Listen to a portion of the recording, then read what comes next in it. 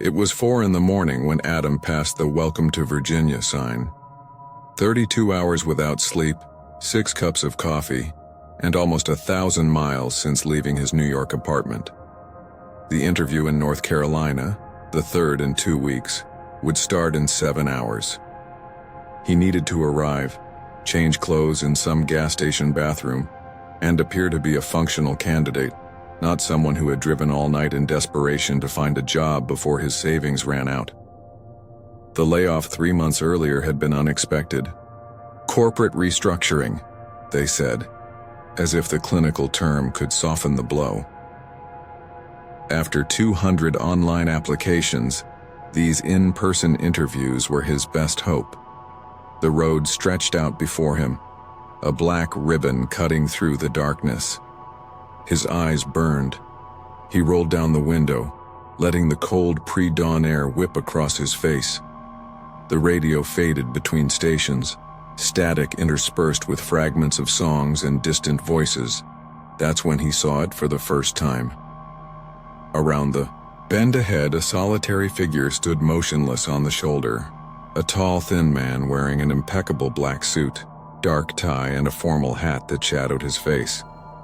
Completely still, like a grotesque statue in the middle of nowhere. Adam instinctively slowed down, thinking that perhaps it was someone who needed help. But something about the man, his rigid posture, the way he remained perfectly static, sent a chill down his spine. When the headlights illuminated him directly, Adam could swear the man had no face, just a smooth, pale surface where eyes, nose, and mouth should have been. He accelerated, heart pounding. In the rearview mirror, the figure remained motionless, watching the car drive away. "Just fatigue," he muttered to himself. "Just my mind playing tricks." 20 minutes later, he stopped at a rest area to use the bathroom and refill his thermos. The place was almost deserted, just a truck driver dozing in his vehicle and a bored attendant flipping through a magazine behind the counter. While washing his face in the bathroom, trying to shake off the torpor, Adam looked at the mirror. Behind him, reflected in the stained surface, was the same suited figure. Adam spun around sharply. The bathroom was empty. Turning back to the mirror, he saw only his own reflection. Red eyes, stubble, expression of panic. Back in the car, his hands were shaking so badly he could barely turn the key. He was hallucinating, clearly. He needed sleep, but there was no time. He knew he should stop at a hotel, rest for a few hours, but the prospect of missing the interview was unbearable. He had already canceled 2 other opportunities due to logistical problems. This company wouldn't give him another chance. He returned to the road, turning up the radio volume, singing aloud to stay awake. The darkness was beginning to give way to a timid dawn when Adam felt that sensation, the instinctive certainty that he was not alone in the car. His eyes darted to the rearview mirror. The man in the suit occupied the back seat, now without his hat. His face, if it could be called that, was a white, smooth surface, like an egg. No eyes, but somehow Adam knew he was being intensely observed. The scream got stuck in his throat. The car swerved, crossing dangerously into the opposite lane before Adam regained control. When he looked again at the rearview mirror, the seat was empty. He pulled over abruptly onto the shoulder, breathing shallow and fast. He got out of the car, inspected the back seat, nothing. Just his interview suit hanging up, swaying slightly. "It's just exhaustion," he repeated to himself, his voice breaking. "Sleep deprivation, nothing more." Even so, he spent the rest of the trip casting frantic glances at the rearview mirror every few seconds. He arrived at the company headquarters 30 minutes before the interview. In the lobby bathroom, he did his best to look presentable, changed clothes, combed his hair, washed his face repeatedly. His eyes in the mirror looked like a stranger's, red, dilated, frightened. "Adam Sullivan?" the receptionist called. "Mr. Pearson will see you now." The interview room was impersonally elegant. Dark wood, large windows, a view of Charlotte's financial district. Adam entered, trying to control the tremor in his hands, preparing his professional smile, and froze. Sitting behind the desk was a thin man, wearing an impeccable black suit and dark tie. When he raised his face from the papers he was examining, Adam felt his entire world tilt. It wasn't exactly the same featureless face from his hallucinations. This man had eyes, nose, mouth, but the resemblance in bone structure, in the almost sickly paleness of the skin, in the way his gaze seemed to pierce right through Adam, was undeniable. "Mr. Sullivan, are you feeling well?" Adam staggered, leaning against the wall. The room was spinning. Sorry. I drove all night. I just need a moment." The man, Mr. Pearson presumably, frowned. "Perhaps we should reschedule." "No." The word came out more desperate than Adam had intended. "Please, I'm fine." The interview proceeded like a feverish dream. Adam answered the questions mechanically, while his mind screamed that something was deeply wrong. Each of Pearson's movements, each tilt of his head, seemed like a parody of human behavior, like something non-human trying to appear as a person.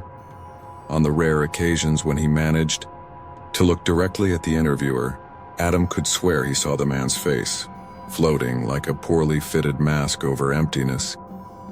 When the interview ended, Adam practically fled the building. 3 days later, in his New York apartment, he was relating the incident to his therapist via video call. "Hypnagogic hallucinations," she explained. "Quite common during extreme sleep deprivation.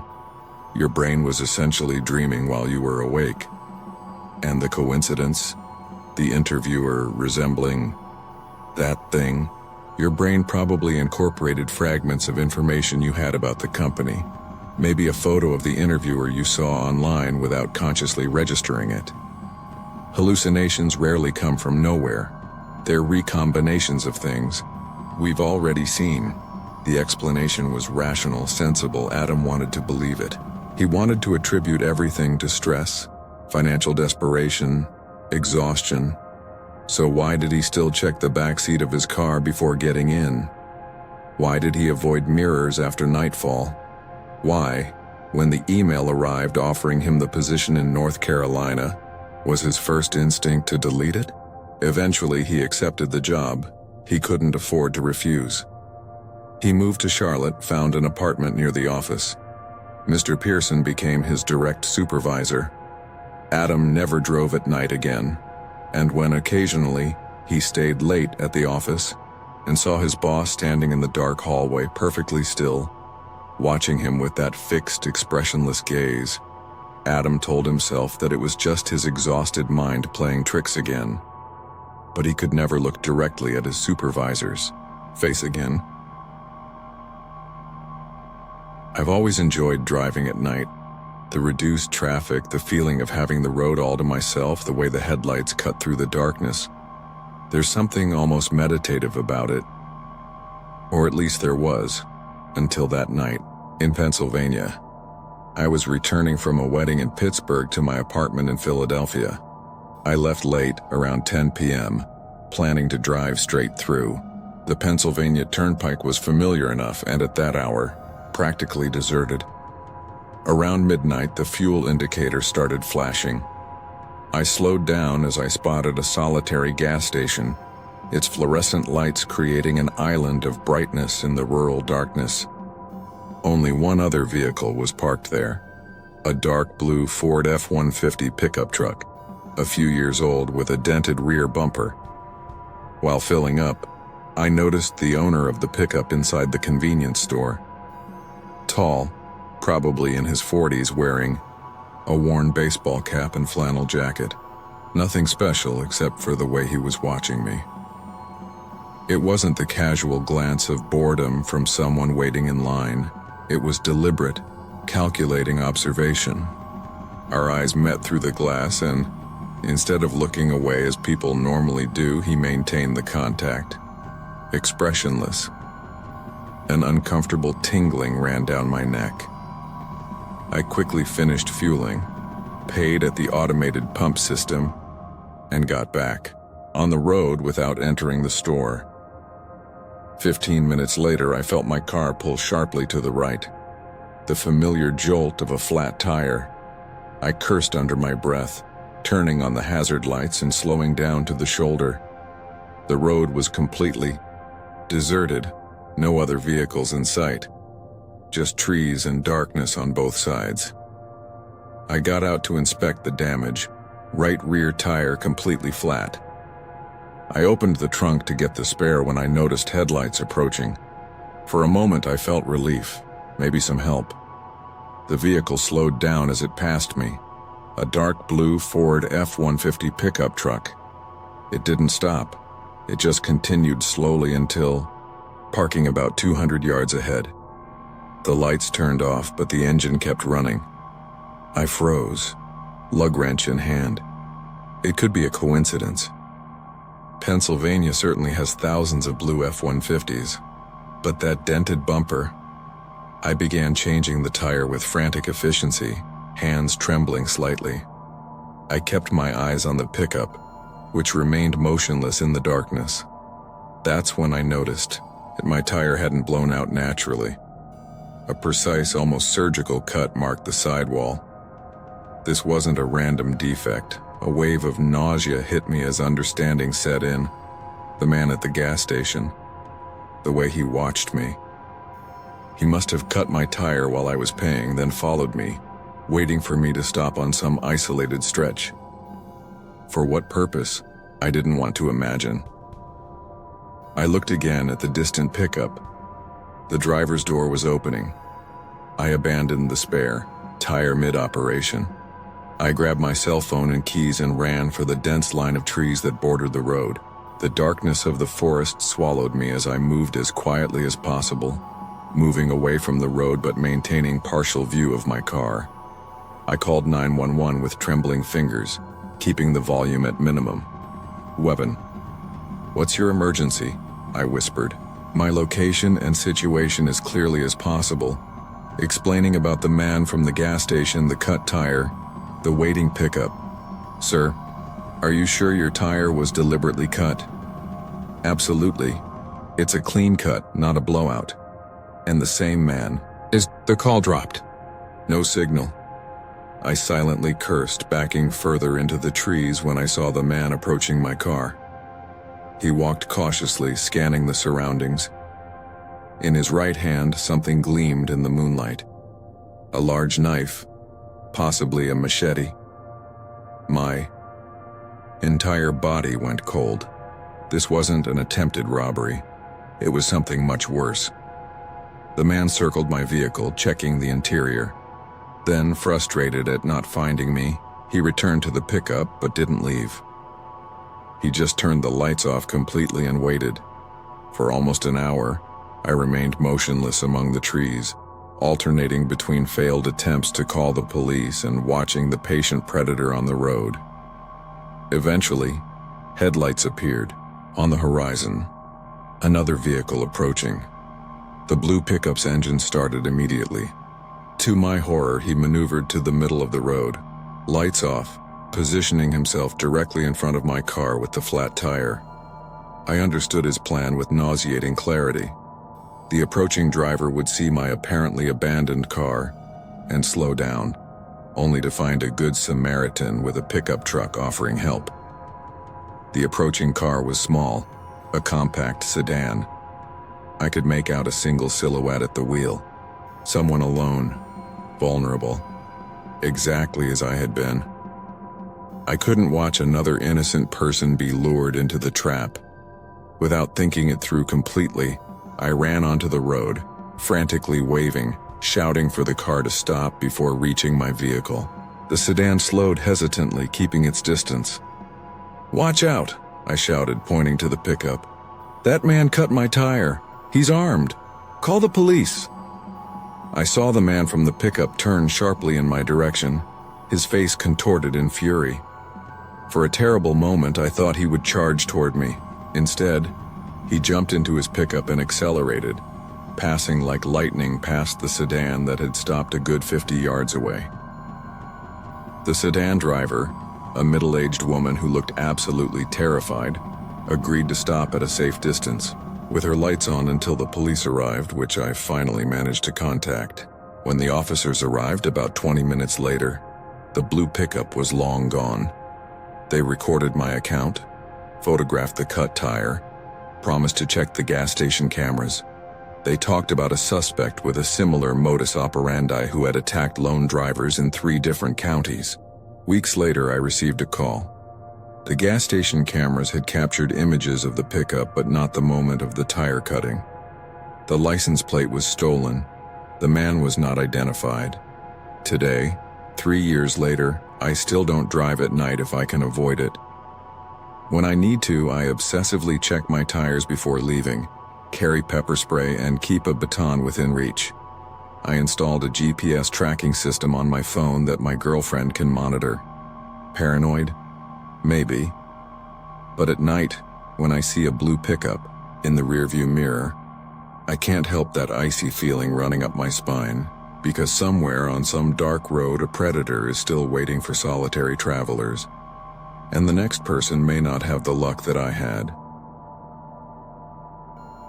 Of Western Pennsylvania that I never would have known about, if not for the detour recommended by my GPS.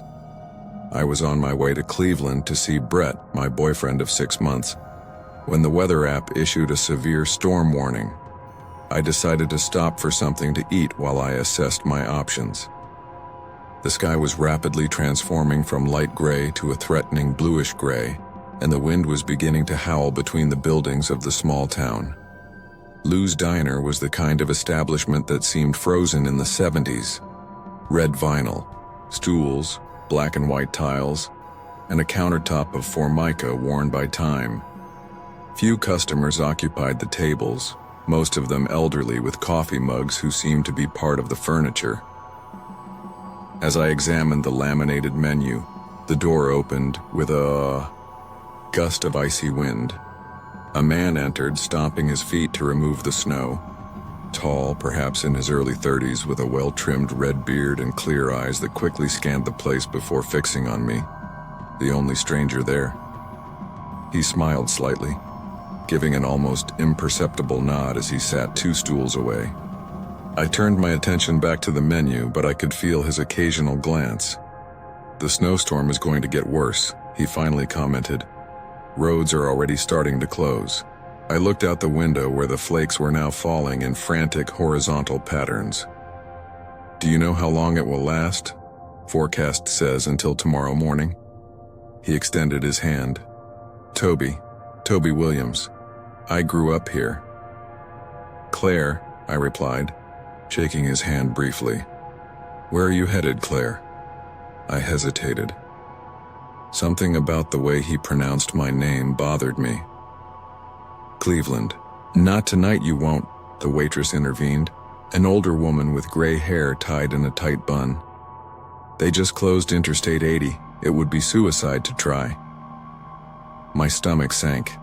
Brett was waiting, and I had already postponed this visit twice. "Because of work. There's the Blue Pine," Toby suggested. "Decent motel half a mile from here. Reasonable prices, clean enough." The waitress, Sandy, according to her name tag, nodded in agreement. "Better secure a room soon. They'll fill up quickly with stranded travelers." I thanked them for the suggestion, and after a quick meal, drove slowly down Main Street, nearly invisible through the curtain of snow until I spotted the flashing blue neon of the Blue Pine Motel. The receptionist was an older man with sleepy eyes that barely rose from his crossword puzzle magazine. "We're in luck," he muttered after checking the system. "Last available room, Wander 14, end of the hallway." The room was exactly what I expected. A double bed with a faded floral bedspread, worn beige carpet, an old television mounted on the wall, and a small but surprisingly clean bathroom. I locked the door, put on the chain, and called Brett to explain the situation. After the call, I took a hot shower, then put on my only change of clean clothes, leggings and a t-shirt that I had set aside to sleep in at Brett's place. The wind was increasing outside, whistling through the cracks in the window. I must have dozed off watching a cooking show, because I woke up disoriented to the sound of ice being deposited in the hallway machine. The clock read 10:47 p.m. That's when I noticed. The door chain was no longer on the latch. I sat up abruptly. I was sure I had put it on before lying down. I looked around, heart racing, searching for any sign that someone had entered. Nothing seemed out of place. My purse was still on the table, apparently untouched. I got up, examining the door. The main lock was engaged, but the chain hung loose. There were no signs of forced entry. Perhaps I was more tired than I thought and had only imagined putting on the chain. As I was reattaching the chain, something through the window caught my attention. A familiar car was parked a few spots beyond mine, a dark blue Ford pickup that I had noticed in the diner's parking lot. Toby's car. An unsettling coincidence, I thought, but not completely improbable. After all, he had recommended this motel. I decided to check my purse just to be sure. Everything seemed intact. Wallet, phone, keys. But when I opened the side pocket, I felt a chill run down my spine. My extra underwear, which I had stored there, was arranged differently. Someone had been through it. With trembling hands, I turned on the outside light and peered through the window. The snow had momentarily diminished, and under the yellowish illumination of the parking lot, I saw something that made my blood freeze. Recent footprints in the snow, leading from the blue pickup to my room door, and then back again. Someone had entered while I was sleeping. Someone with a key. I grabbed my phone, but there was no signal due to the storm. The room line emitted only static. I wedged the chair under the doorknob, but I knew it was fragile protection against someone with free access. Gathering courage, I decided to go to the reception. I unlocked the door and looked both ways down the empty corridor before quickly running to the lobby, still in my socks. The receptionist looked surprised when I explained the situation, my voice trembling with fear and anger. "Are you sure, ma'am? No one except staff has access to the keys." "Someone entered my room," I insisted. "And I believe I know who it was. There's a man staying here, Toby Williams. Blue pickup." A strange expression passed over the receptionist's face. He picked up the phone, but instead of dialing 911 as I expected, he called some internal extension. "Phil? It's Hank from reception. We have a situation in 114. Yes, he's here." A silence. "Understood." He hung up and forced a reassuring smile. "My manager's coming. He'll take care of this." "Shouldn't we call the police?" I asked, anxiety growing. "Better to handle it internally first. Trust me."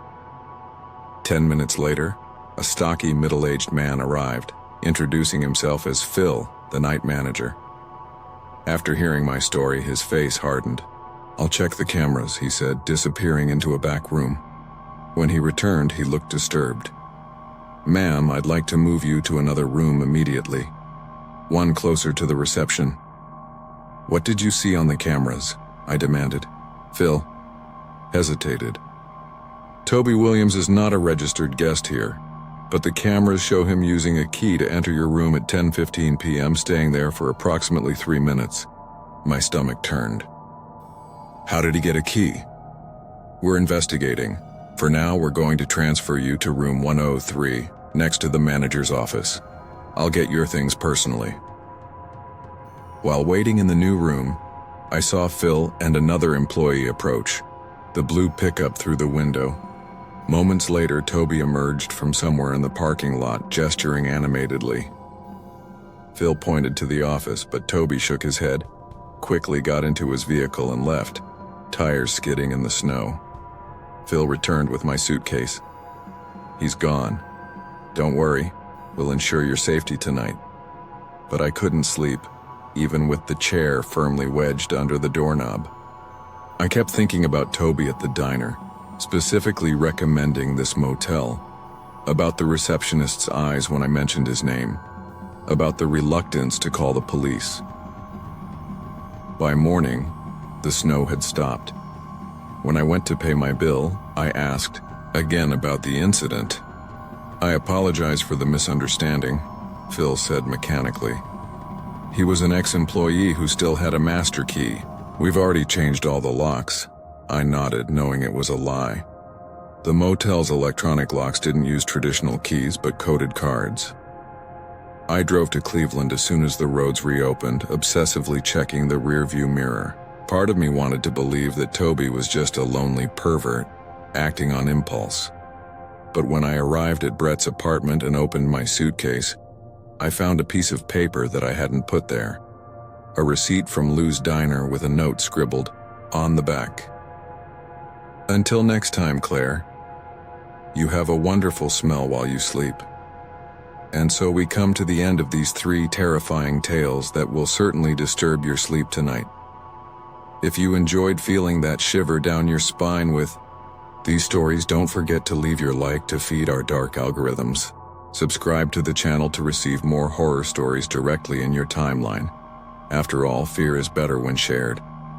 And tell us in the comments which story froze your blood the most, or if you've ever experienced a similar inexplicable event. Hit the bell icon to be the first to receive our next disturbing narratives. Until the next video, if you have the courage to return.